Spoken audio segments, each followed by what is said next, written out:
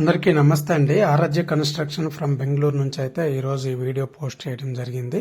So ఈ రోజుల్లో ఎక్కువగా goat farming shed, elevated goat farming shed అనేది ఎక్కువగా నిర్మించడం జరుగుతుంది.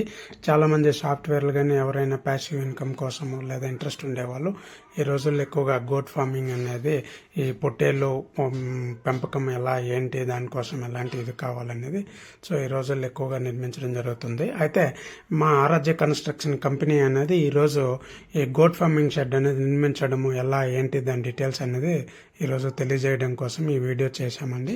సో ఇది మా 40th కన్స్ట్రక్షన్ షెడ్ అండి. మేము లాస్ట్ 5 years నుంచి సో మేము ఈ గోట్ ఫార్మింగ్ షెడ్ అనేది నిర్మించడం జరుగుతుంది. ప్రజెంట్ మీరు చూస్తున్న గోట్ ఫార్మింగ్ షెడ్ వచ్చి ఆంధ్రప్రదేశ్ స్టేట్ పుట్టపర్తి డిస్టిక్ కదిరి కాన్స్టిట్యున్సీల్ అనేది జరుగుతుంది. సో మేము సుమారుగా 45 days ఈ షెడ్ అనేది A to Z అంటే ఎర్త్ వర్క్ నుంచి మొత్తం కన్స్ట్రక్షన్ సైట్ ఎలివేటెడ్ షెడ్ అనేది హ్యాండ్ ఓవర్ చేయడం జరిగింది. దీంట్లో కూడా 2 రకాల ఎలివేటెడ్ షెడ్లు ఉన్నామండి. ఒకటి normal goat farming elevated shed.